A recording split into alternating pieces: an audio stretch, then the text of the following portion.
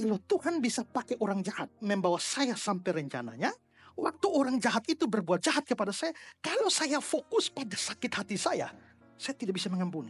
Waktu saya fokus kepada kejahatan dia, tidak bisa mengampuni. Tapi kalau saya fokus pada Tuhan, oh Tuhan pakai kejahatan mereka supaya bawa saya sampai di sini. Maka di satu sisi saya akan bersyukur kepada Tuhan. Tapi karena saya fokusnya pada rencana Tuhan dan bukan kejahatan dan sakit hati saya, maka otomatis menyebabkan saya akan mudah mengampuni.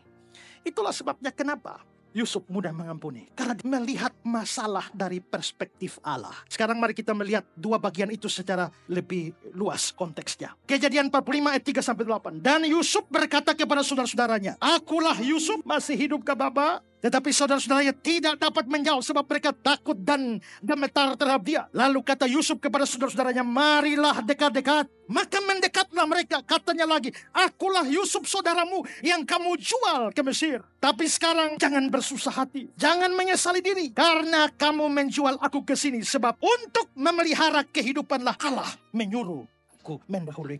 Karena telah 2 tahun ada kelaparan dalam negeri ini, dan selama 5 tahun lagi orang tidak akan membajak atau menuai. Maka Allah telah menyuruh aku mendahului kamu, menjamin kelanjutan keturunanmu di bumi, dan untuk memelihara hidupmu, sehingga sebagian besar daripadamu tertolong. Jadi bukanlah kamu yang menyuruh aku ke sini, tapi Allah, dialah yang menempatkan aku sebagai bapa bagi Firaun dan tuan atas seluruh istananya dan segala kuasa dan seluruh tanah Mesir. Lalu Kejadian 50, geser 1 ayat. Memang kamu yang telah mereka-rekakan yang jahat terhadap aku, tapi Allah telah mereka-rekakan untuk kebaikan dengan maksud melakukan seperti yang terjadi sekarang ini, yakni memelihara hidup suatu bangsa. Jadi jangan takut, aku akan menanggung makanmu dan makan anak-anakmu juga. Demikianlah dia menghiburkan mereka, menenangkan hati mereka dengan perkataannya. Kata-kata Yusuf, kata-kata pengampunan. Tapi kenapa bisa mudah mengampuni? Karena dia selalu lihat, bukan kamu, Allah lah, Allah yang membawa, Allah yang menyuruh,